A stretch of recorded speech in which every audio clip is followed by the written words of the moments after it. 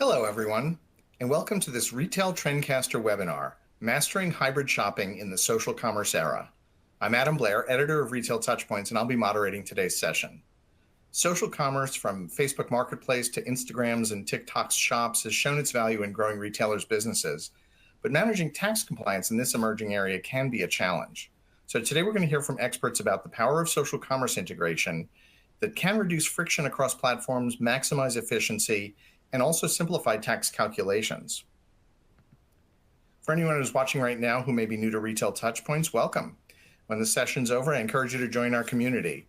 You can visit retailtouchpoints.com. You can follow us on LinkedIn and X, and of course, check out our great assortment of content and resources. It includes everything from breaking news to timely trend pieces and success stories, as well as our own detailed benchmark research reports, videos, podcasts, and lots more webinars like this. And to make things even easier, you can subscribe to our newsletter, which is delivered 2 to 3 times per week, and get the latest news and content delivered right to your email inbox. So today we're going to be using the On24 console, and the important thing to know about this is it can be completely customized. You can move and resize the windows. You make the video or slides larger or smaller. There's also a number of interactive tools. There's a media player button for your video and volume. At the upper right is the Q&A box. Anytime during this session, you can type in your questions. We will get to as many of them as we can near the end of the session, and any we don't get to, we will pass along to the speakers, and they will respond after the session is over. There's also a resource list that you can click through, and you can get resources, papers, etc., relevant to the topic. And there's also a survey icon, which selfishly we hope you will fill out because it helps us in crafting these. It can be about anything: the content, the speakers, the experience, the technology, etc. If you have any follow-up questions or you just need help with the experience, you can just press the help icon and get further guidance. Now, I'm very pleased to introduce our speakers. Elisa Daly is a seasoned SaaS sales professional with over 15 years of experience. As a senior enterprise technology partner manager at Shopify, she develops innovative go-to-market strategies with partners, manages a diverse portfolio, and collaborates cross-functionally to drive business growth. We're also lucky to have Pete Olenday, Director of Consulting for Vertical Solutions at Vertex, who's responsible for the integration of Vertex's indirect tax solutions across specific industries, including retail, e-commerce, leasing, telecommunications, and hospitality. Prior to his time at Vertex, he spent 10 years in the retail industry, responsible for the point-of-sale systems for an international home furnishings retailer. Welcome, Elisa. Welcome, Pete. I'm really glad to have you with us. Thanks, Adam. Glad to be here. Awesome. Nice. Thanks, Adam. Glad to be here. Great. Well, very quickly, we're going to look at 4 different topics during today's session. One is going to be about maximizing efficiency and focusing on growth. The second is understanding the power of social commerce integrations. The third is ways to avoid double taxation and sales friction. And the fourth will be to explore the Vertex for Shopify integration. So we got a lot to cover, so let's get started. So, Elisa, I wanted to start with you and ask you this question. It's kind of a big setup type of question. How has social commerce evolved over the past few years, and what are the key platforms businesses should be focusing on to reach a broader audience? Absolutely. Thanks, Adam. So, social commerce has really seen a significant evolution over the past several years. Some of the platforms that are currently getting a lot of traction would include TikTok, Instagram, Snapchat, Facebook Marketplace, etc. And, these are places where consumers currently go not only to, see social media posts, but also to, follow their favorite retailer and or be, targeted by retailers that, may have, done paid advertising and things like that, and are seeking to create a relationship with those customers, based on different, demographic features and things like that. Yeah, I think it also aligns with a trend we're seeing in traditional retail, where retailers are trying to sell to the consumer an overall experience, right? It's not just products. Think of like a sporting goods store with a rock climbing wall, or equipment that you can try out, the latest running shoes and things like that. So I think social commerce, it's not only about the products and services themselves, but it's kind of showing users and consumers sort of in the context of how you would use the product, which I think really resonates with a lot of people and differentiates a retailer's brand. I would agree with that.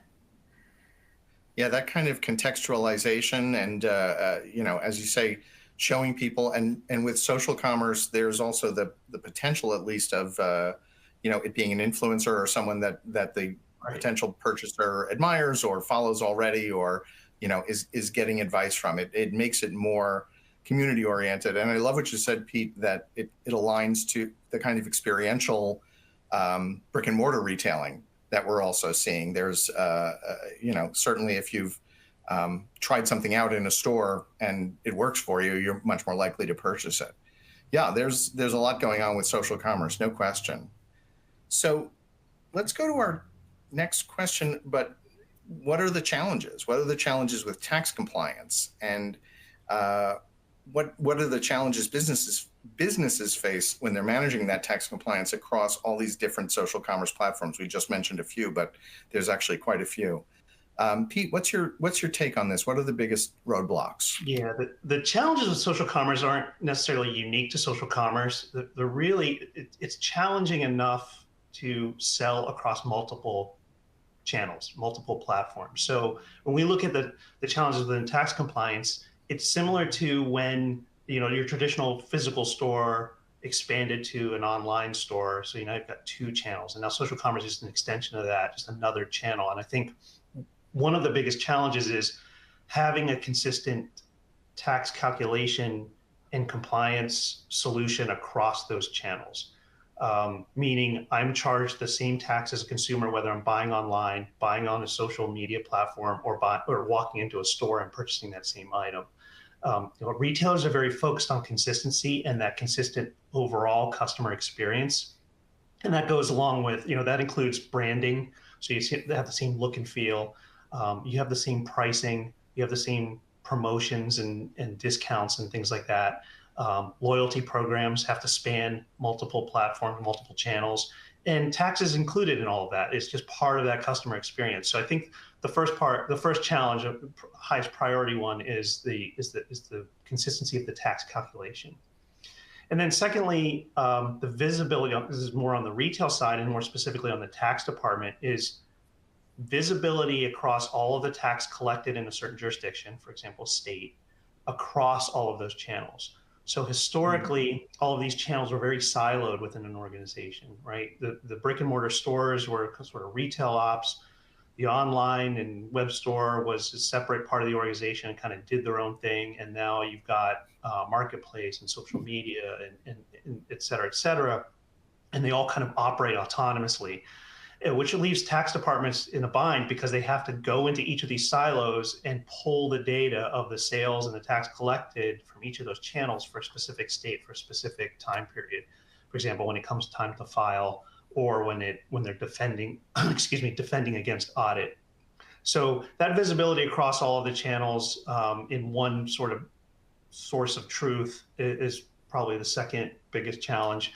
And then lastly, social platforms, social commerce are essentially marketplaces, right? So like Amazon and Etsy and eBay, they're subject to these marketplace facilitator laws, which are, in the tax world, huge, and it's sort of a big unknown is how you have a third party basically delivering your goods and services. And so how does that tie in? And what the states have specific laws and rules about third-party sellers, third party selling via a marketplace. So they're essentially calculating tax on your behalf. So if I'm selling on Amazon, Amazon's calculating tax on my behalf, and I have to have visibility into that. And there's certain marketplace facilitator laws in certain places. So it being a marketplace is probably the third biggest challenge. So you've got consistency, visibility of tax across all the channels, and then the marketplace complexity, I would say, are the top three challenges when selling on not only social commerce, but in any new channel. Yeah, it does sound like, I'm certain there's, as you say, because of the marketplace aspects, there's variations and nuances, but It does sound similar to as other channels have opened up, as you say, mobile commerce, for instance, when that started up, and it's not just seen as an extension or a carbon copy of an existing one. So,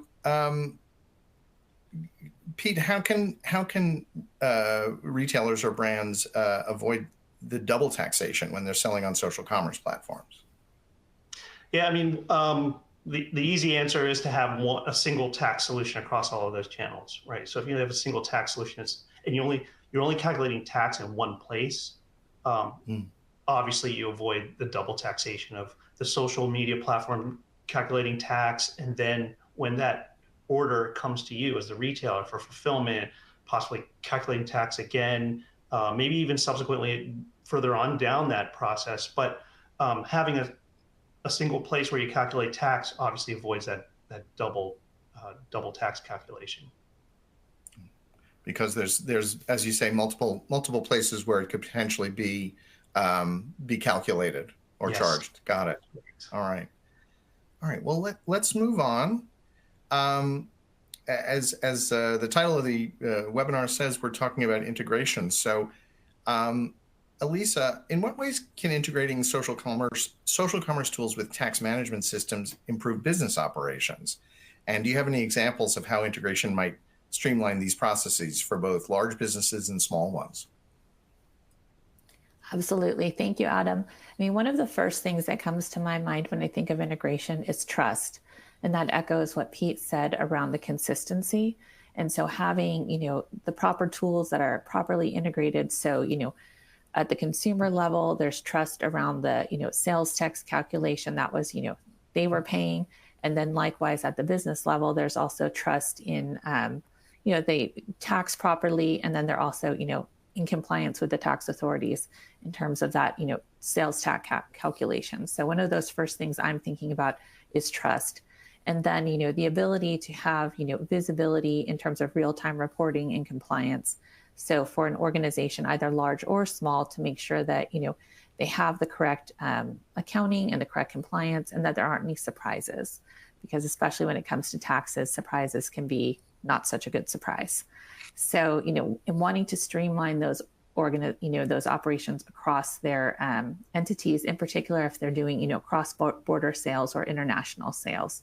So again, making sure that, any expansion that they have, whether it's a different new selling channel in terms of social commerce or, a new geographic area, that they have that streamlined compliance that's going to, simplify their tax filing and give the organization an overall, set of comfort and, trust, and, that all kind of couples together to not only, improve the cash flow for the organization when they have that visibility into their compliance, but then also, gives more consumer confidence as well that they've been, properly taxed and that the transaction took place at a high level of compliance. Pete, what are your thoughts on this topic? Yeah, building off of what I said earlier about consistency, multiple channels, including physical store, online store, social channels, right? There's that consistency across your channels, the tax collected across all the different ways that you sell to customers. And then two, again, is the visibility, single source of the truth when it comes time to file or defend against audit. And then I would add also efficiency, right? So from an IT perspective, from an internal operations perspective, if you have a single tax solution, there's only one thing to maintain, right? So you can focus all of your resources on just maintaining that, and you don't have to worry about multiple solutions. You don't have to worry about inconsistencies. You don't have to worry about collating, collating the data from different data sources to file your monthly returns. Yeah, so as far as examples, something we've run into a lot when we're implementing solutions at customers, the present state legacy environment is essentially a tax solution per channel. And so they might have one product for brick and mortar stores, another product for online, maybe even another product to support the marketplaces or whatever other channels they sell on. And if you look at it from an internal operations perspective, that's a team of, typically IT folks that are maintaining each of those, making sure that they're up to date from a software patch level, but also making sure that the content is up to date, right? The rate changes, sales tax holidays, jurisdictional boundary changes, new taxes and fees. We see a lot of that environmental stuff, and most recently retail delivery fees. So making sure all the content in there is up to date, and you're doing that three times, right? In that example. So consolidating that into one solution means you can focus all of your energy on making sure that that one solution is up to date, has the most up to date content, and is efficient, right? From even an infrastructure standpoint, getting the right platform resources and things like that to scale with your business. So from improving business operations, it's sort of common sense that you shouldn't have multiple solutions doing the same thing, and tax is just another place where consolidating into a single solution makes the most sense. Right. Okay. I think we're going to be talking about the Vertex for Shopify integration a little bit later, I believe, or is this? Yeah. Okay. Let's go on to the next. You've been talking about efficiencies, Pete, and Elisa as well, and the tax calculation. I can only imagine how complex that can be if we're talking about multiple jurisdictions, multiple types of products, possibly even international. So, how can businesses effectively calculate these taxes across all these various regions or countries while they're selling on all these different social media platforms? And are there technologies or tools that can help ensure that the tax is calculated accurately? Pete, what's your take on this? Yeah. Last question first. Absolutely, technologies and tools. That's what Vertex provides.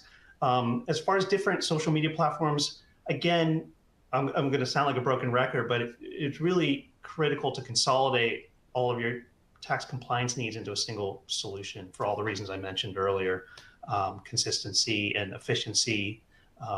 But that solution should support all of the geographies that you're currently in, and then also plan to expand into. Meaning, if you're a North American retailer primarily and you're expanding into Europe, or vice versa, that the solution is scalable enough that it will and does support the tax rates and rules in those additional geographies.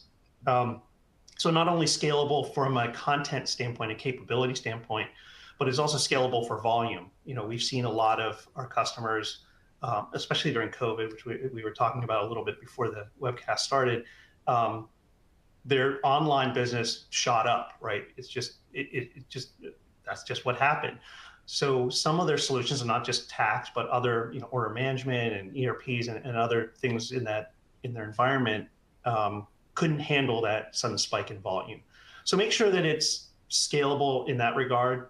Also that it's extensible with standard APIs so that various platforms can integrate to it. So, right, consolidating to a single platform tax solution is pointless if nothing can connect to it, right? And I'm talking about point of sale systems and order management systems, your website, ERPs, anything else, sales audit systems, anything else that needs tax calculation or tax information should be able to get to it using an API you can develop against. And then lastly is just sort of the day in the life of a tax professional, right? Is tax rates change, and that single solution should be up to date with all of those almost on a daily basis. We're seeing, tax rates change is kind of a regular thing. I mentioned before, marketplace facilitator laws, those are always kind of in flux. States are kind of still trying to sort out how they want to treat marketplace facilitators and marketplaces. I mentioned retail delivery fees. That's kind of a new trend. Sales tax holidays, those are sometimes last minute, and sometimes the types of products that qualify change a lot. And then, again, on top of the regular rate changes that we see, make sure that the solution has the content behind it, and that you're able to get frequent updates to the content that's calculating tax. So that would be sort of how I would recommend an organization look for, sort of what the characteristics of a tax solution when you're out shopping for a tax solution. Those are the type of things that I would look for. Okay, thanks, Pete. All right, let's move on. We've been talking to some extent about the customer experience, but a little bit more internally. But I would like to ask about, reducing the sales friction or these friction points on social platforms. What's the benefit to the consumer and the business? And are there specific strategies that a business can implement to make that buying process smoother for customers? Elisa, what are your thoughts on this side? I think reducing sales friction is so beneficial for both consumers and businesses. In part, you have convenience and speed, which to echo kind of what Pete had talked about in terms of consistency and efficiency. That also couples with convenience and speed and what consumers expect. So a consumer expects to be able to do a one-click purchase, whether it's on the shop app or on another one of the social channels that we talked about. They're looking for that quick, easy, fast user experience, instant gratification in terms of purchasing the item or product or service that they want to purchase. And in some scenarios, maybe there's a level of personalization to what they're purchasing, and having the ability to make those modifications and do them quickly and easily, and have a high level of trust that the product is going to be delivered as advertised. All of that then comes down to also increased conversion rates.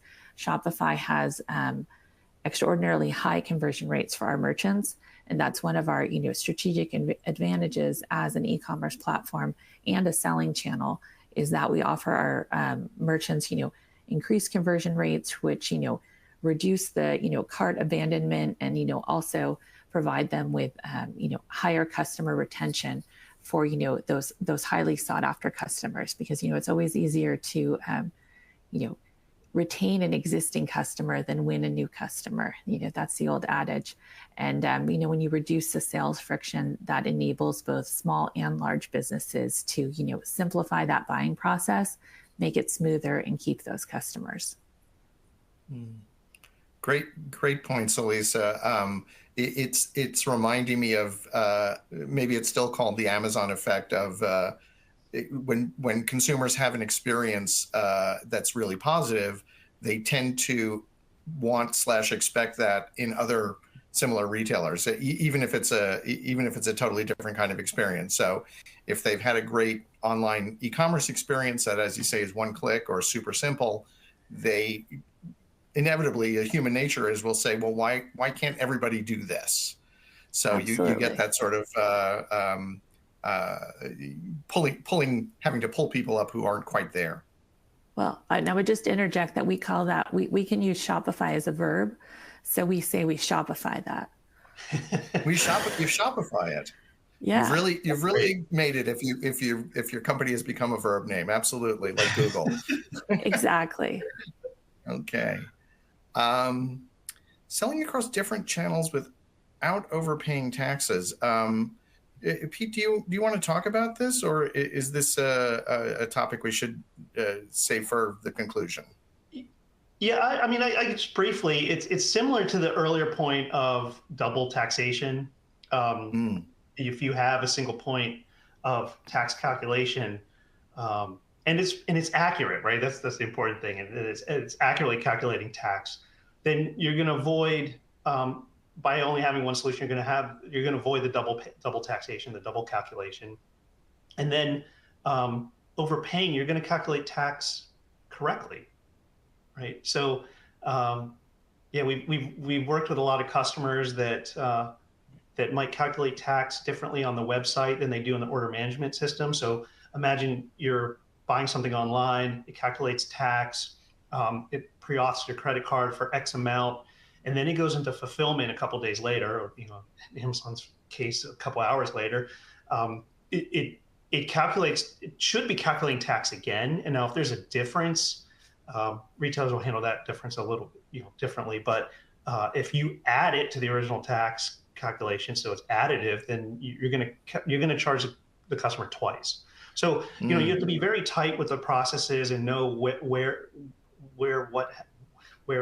different things happen in that buying process, so that things don't happen twice, things happen correctly and in the right sequence. So I'll leave it at that. It's just very, again, super critical that you have the correct solution for your needs, and that you're only calling it where you need to call it. Got it.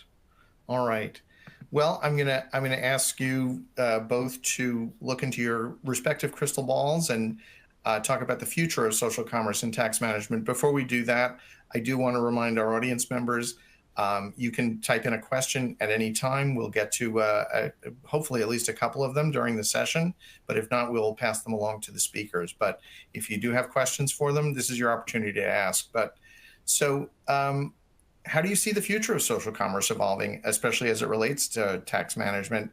And which emerging trends should businesses watch for to stay ahead of potential challenges? Good second answer. Pete or Elisa, who'd like to go first on this one? Elisa, why don't you? Pete, why don't you dive in? Go for it. Okay. So I see social commerce, like any emerging channel, as becoming more of a true extension of the retailer, of that brand. So think about, we have built brick and mortar since the beginning of retail, right? And you have the online, and now think about the blurring of those channels today. Whereas you go to a big box retailer, I can do everything online that I can in a store, and vice versa, and I can traverse those channels, right? I can buy online and pick up in store. I can buy online, return in store. I can be in the store, and if they're out of stock of a certain product, place an order that'll just be shipped to my house. So I just think social commerce will mature in a way that those lines start to blur as well. As if I buy on TikTok or Facebook Marketplace from a retailer, it's treated just like that retailer's native website, right? Their own website. And I can do all of those traversing of channels, buy on social media, pick up in store, buy on social media, return in store, those types of things. And promotions too, right? So if there's a 10% off discount, then I can also see that or apply that to my social media purchase. So that's kind of how I see it. I just see a maturation of that channel and more of a blending in with the overall retailer's customer experience. And then the second question, emerging trends. I mean, channels are just going to be created and developed as time goes on. It's just the nature of it. So in addition to social commerce, I see, Internet of Things, IoT, becoming more prevalent, right? Buying a gallon of milk from my smart refrigerator, that type of thing, another channel. Gaming, right? That's become in this sort of virtual world where I can buy Air Jordans for my avatar, that sort of thing. So I see those channels emerging as well, and then there's others that we probably haven't even thought of yet, right? Obviously we haven't thought of it, so I can't think of one, but there's just always going to be something new and something, some other way that a customer interacts with a retailer that we just don't have yet. It's not even on our radar. So that's kind of what I think is going to be a trend going forward. I think it's just going to accelerate, right? It's just going to go faster. New channels are just going to continue to be developed as retailers try to differentiate themselves from their competitors and how many different places they can touch their customers. Right. Elisa, what's in your crystal ball? Well, it's interesting. Earlier this week, I was out for dinner with someone in the entertainment movie business, and they had made the comment that the majority of their movie-related publicity, merchandise is sold over TikTok shops. And so I think that's, a strong evolution, in terms of, consumers are found where they're spending a lot of their time. So whatever that social media, platform is, that's where, they're also making their purchases. And, there will be additional, new social media platforms that are, emerging and being created that we haven't, either haven't been thought of yet, or we're not, popular enough that we're aware of them yet. But, that's going to continue to, change and evolve and, create new marketplaces and new opportunities for, buying and for consumers. So I think those trends will continue. And, to comment on what Pete had said regarding, the lines are getting blurred. I do think, there is that blurring where if someone purchases something, either from the native website or from the big box retailer or through, a different marketplace, I think in the consumer's mind, they're just thinking of that, the end business. They're not necessarily thinking, they're not associating it with the platform where they made the purchase. So those lines are getting blurred. And I think that's going to continue to happen, especially as the consumer ages are changing and the demographics of the buying, who's in the buying power. It's going to get younger. So they're going to have those expectations of being able to transact on a phone, and other, modalities that haven't, appeared yet either. So I think that's going to, really continue in terms of, what are we thinking about, in terms of the trends or the, what was the second question? It was the emerging trends. I would say, when I think about the emerging trends, we haven't brought up AI on this call up until now, which is, in our current world, very rare. And I think, both, businesses and, whether, they're utilizing, an ERP that has AI functionality or, their tax compliance software has AI, enabled functionality, at Shopify, AI functionality is also showing up in terms of helping businesses create their websites and, the item itself, even the imagery for the item or the description of the item. So, AI is taking up, a front position, and that's also going to change the way we respond as well in terms of trends. So I would say for any business, both, adopting automation in a sales tax program like a Vertex, so that they're poised and ready for those new selling channels and also expansion into new geographies. And also, adopting the latest, technology in terms of AI would be, important for any business that is growing and wants to be responsive to, consumer needs. Sure. Yeah, no, it's very true. And I just did an interview with someone who the people that work for her use AI a lot. She's involved in manufacturing apparel, and she asks them to spend 30 minutes of their day just fooling around with AI to see what's next. It's changing that quickly. And whether every single one of them takes 30 minutes every day, but the idea that your boss would say, just take 30 minutes and mess around and see what's what, to me is a sign that how quickly things are changing and how much AI is insinuating itself into business life. Before we get to the questions from the audience, do we want to talk about the integration of the Vertex and Shopify tax platform? Sure.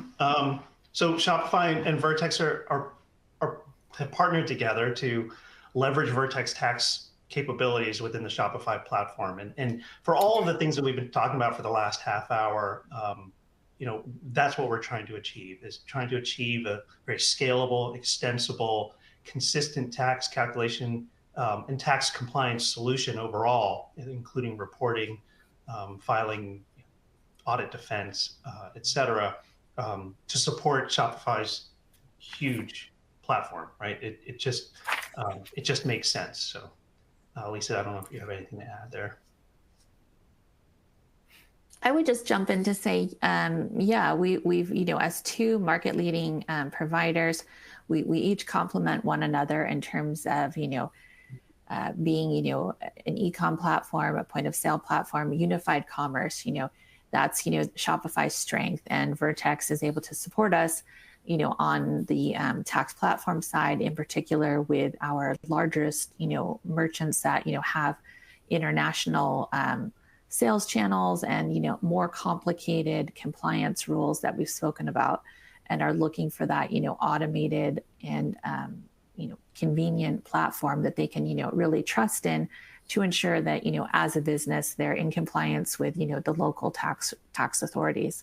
So we're complementary partners and, really endeavor to support one another in our businesses. Great. Okay. Well, let's get to some of the questions that have come in from the audience. And as I said, if you still have additional questions or if something comes to mind, please feel free to type it in until the session ends, and we'll pass it along. One of them, this is an interesting one about business size considerations. How do the tax compliance challenges differ for small businesses versus large enterprises when we're talking about social commerce? And then are there solutions that are more appropriate for businesses of different sizes? Pete, do you want to take this? Yeah, I mean, the small businesses you might think it's just easier to manage, but it comes with it. Small businesses have their own unique challenges. Now, for example, several years ago, for those in the tax world, there was the Wayfair ruling that said you don't only need physical presence in the state to be required to register and file taxes in that state. If you have enough economic nexus, meaning you do enough sales into that state, you're obligated to file and remit.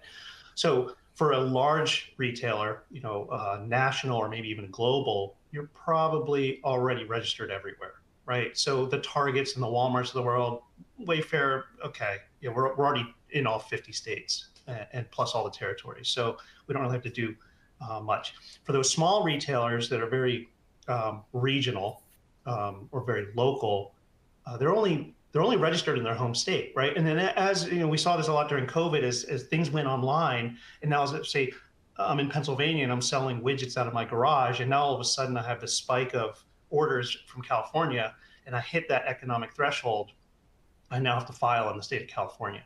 So as a small business, now I have all these, I went from one state to possibly 13, 14 states I need to file without a large tax department like a Target or Walmart or Amazon has. So there's that. As far as the solutions, Vertex provides different solutions, whether it's traditional on-premise, public cloud, private cloud, depending on your volume, depending on your budget, what level of solution you need, right? And obviously, how complex your business is. So there are solutions that really tailor fit to your specific size, to your specific needs, that we'd be happy to talk to small businesses about.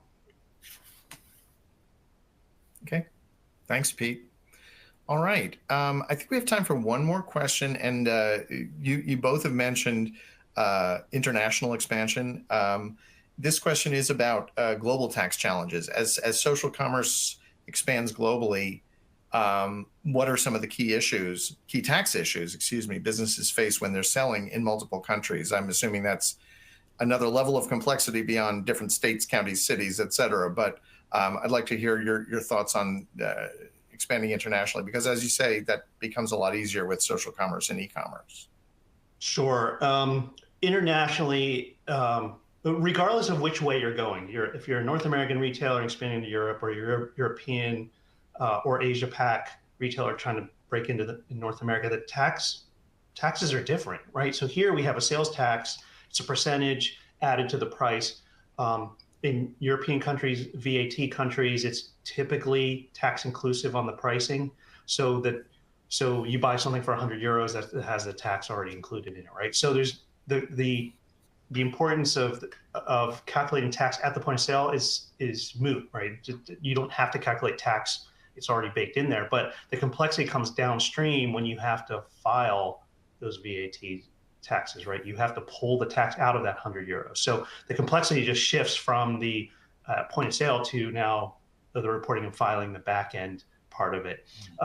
With global expansion, we get the question a lot about cross-border.